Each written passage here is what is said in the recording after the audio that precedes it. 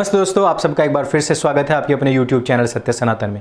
आज मैं आपको लव जिहाद की वो कहानी सुनाऊंगा जिसको लेकर के पूरे भारतवर्ष में हंगामा मचा था। हमारे भारतवर्ष के तथाकथित अल्पसंख्यक यानी कि मुसलमान लोग 10-10 फुट ऊंचे कूद रहे थे जिस समय पर टीना डाबी ने एक कश्मीरी मुस्लिम के साथ में शादी की थी। लेकिन उस शादी का हो क्या रहा है उसके विषय में बात करूंगा। आप लोगों को बताऊंगा किस प्रकार से हम लोगों ने पूरी तह तक जाते हुए स्टडी करते हुए वो सारे केसेस निकाल करके एक PDF फाइल बनाई है। वो फ्री में हम आपको देंगे एक लिंक के माध्यम से, जो कि आपको पिन कमेंट मिल जाएगा। बात करेंगे बेगम जान नाम के एक सीरियल की, जो कि आसाम पश्चिम बंगाल में चलाया जा रहा है ब्राह्मण कन्याओं को बहकाने फुसलाने के लिए। केरल में किस तरीके के पोस्टर लग रहे हैं, लेकिन उन सब से पहले मैं आपको बताना चाहता हूँ, कहना चाहता हूँ कि आप सब लोग ओमेटा नाम की जो मूवी 2017 में रिलीज़ हुई थी G5 पर, वो अब रिलीज़ हो चुकी है। राजकुमार राव ने बहुत अच्छे उसमें रोल निभाया है। एक सच्ची कहानी, आप लोगों ने अक्सर देखा होगा कि हिंदुओं के ऊपर प्रहार करने वाली फैंटेसी मूवीज़ बनाई जाती हैं, लेकिन ओमेटा जैसी मूवीज़ जो कि रियल लाइफ से ली गई हैं उनको देखना अत्यंत आवश्यकता होता है। जो कि उमर शेख, जिसको कि प्लेन हाईजैक के बदले भारत से छुड़वाया गया था, वो मूवी आप लोगों को देखनी बेहद ज़रूरी हो जाती है। इस मूवी में आपको जिहाद, लव जिहाद, किस प्रकार से इन लोगों का ब्रेन वॉशिंग की जाती है, वो सब पढ़े लिखे लोगों को किस तरीके से आतंकवादी बनाया जाता है, रेडिकल इस्लामिक आतंकवादी बनाया जाता है, वो सब चीज़, काफिरों से कैसे नफरत करें, सारी चीज़ें उसमें बताई गई हैं। G5 पर उसको देखिएगा।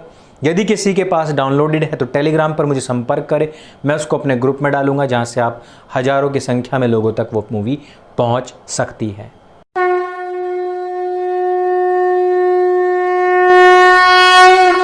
दोस्तों, आसाम के अंदर एक लोकल चैनल ने एक सीरियल लॉन्च किया है जिसका नाम है बेगम जान। बेगम जान एक ऐसा सीरियल जिसमें एक ब्राह्मण कन्या मुस्लिम लड़के के साथ में विवाह करती है और उसके साथ ही साथ वहाँ पर ब्राह्मणों, हिंदुओं के प्रति बहुत नफरत भरी गई है। मुसलमानों के प्रति बड़ा ही सॉफ्ट कॉर्नर लेने वाला है सीरियल। वहाँ पर काफ़ी अवहेलना, बहिष्कार झेल रहा है, लेकिन वहाँ के लोगों का मानना और कहना ये है कि इसको पूरे भारतवर्ष में उठाया जाए, क्योंकि वहाँ से शिफ्ट करके इसको नॉर्थ में लाया जा सकता है, साउथ में ले जाया जा सकता है। इसलिए इसको बड़े स्तर पर इन चीज़ों का बहिष्कार होना अत्यंत आवश्यक है। पिछले दिनों आसाम की ही एक बहन ने अपना वीडियो शूट किया और उन्होंने बताया किस प्रकार से इसके द्वारा नफरत फैलाई जा रही है हिंदुओं के खिलाफ। ये वीडियो मैं आपको टेलीग्राम ग्रुप में डाल करके दे रहा हूँ, वहाँ से आप इसको देख सकते हैं। लिंक मैंने नीचे पिन कमेंट में दे दिया है। इसके साथ ही साथ बात करूँगा मैं टीना डाबी जी की। टीना डाबी IAS और अपने समय में जिनकी रैंक भी फर्स्ट आई थी, सेकंड रैंक के एक मुस्लिम लड़के जो कश्मीर का रहने वाला था, उनसे शादी कर ली थी।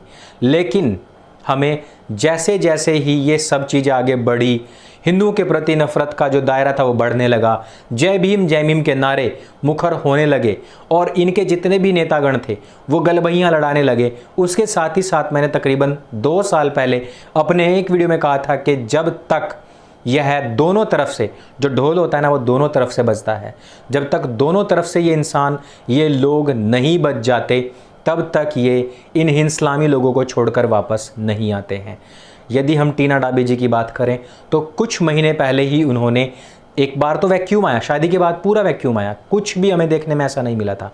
लेकिन जैसे जैसे ये खबरें सामने आने लगी कि दोनों के बीच में मतभेद बढ़ रहा है, दोनों का वो जो एक वैचारिक मतभेद तो है ही है, तो वो जैसे जैसे बढ़ता चला गया, टीना डाबी जी अपने घर की तरफ वापस आने लगी और उन्होंने इंस्टाग्राम पर एक छोटी सी एक वीडियो जो थी हनुमान चालीसा की, वो पोस्ट की थी। उससे बहुत सारी कयासें लगी थी, लेकिन अब वो सीधे ही अपने कार्यालय में जब पहुंची तो वहाँ पर वैदिक मंत्रों के साथ में उनका स्वागत किया गया।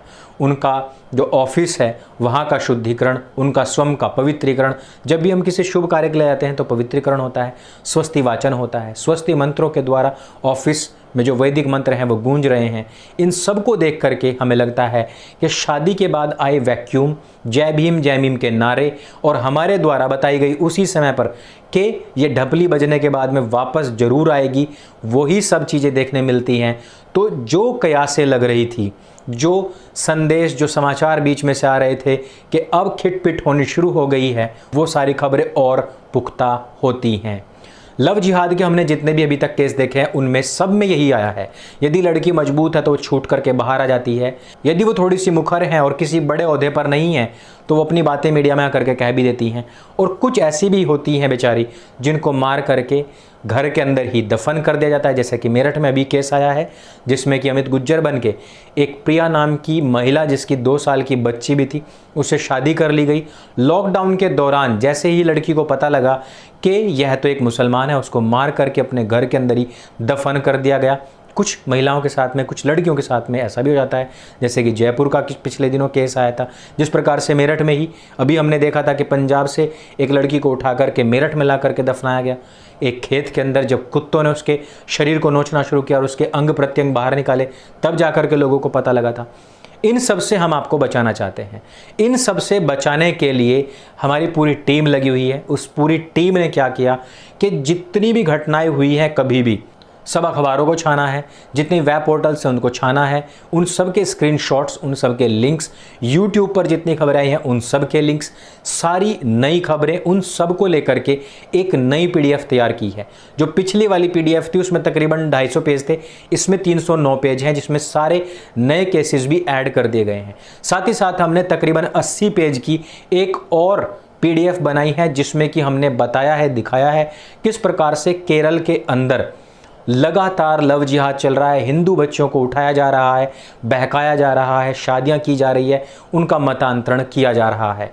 ये सारी की सारी जो चीज़ें हैं, यदि हम देखें पाकिस्तान में, तो पाकिस्तान के अंदर साल भर में हजारों लड़कियों का मतांतरण कराया जाता है। लेकिन यहाँ पर स्वतंत्र भारत होते हुए भी, एक सेकुलर कंट्री होते हुए भी, ये सब कुछ होने के बावजूद यह सब कामगारी चल रही है, सब धंधे चल रहे हैं।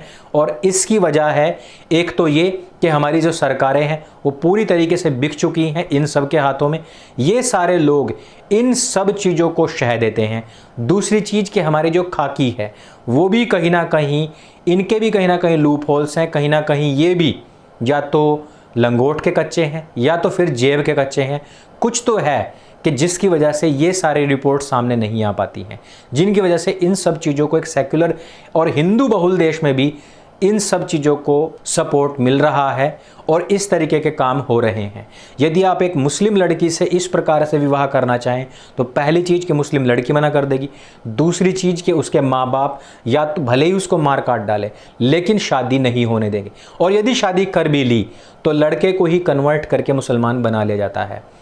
ये कोई 1-2 खबर नहीं है, लेकिन ख़ास तौर पर टीना डाबी और ख़ास तौर पर बेगम जान, इन 2 चीज़ों के ऊपर मुझे आपका ध्यान आकर्षण कराना था।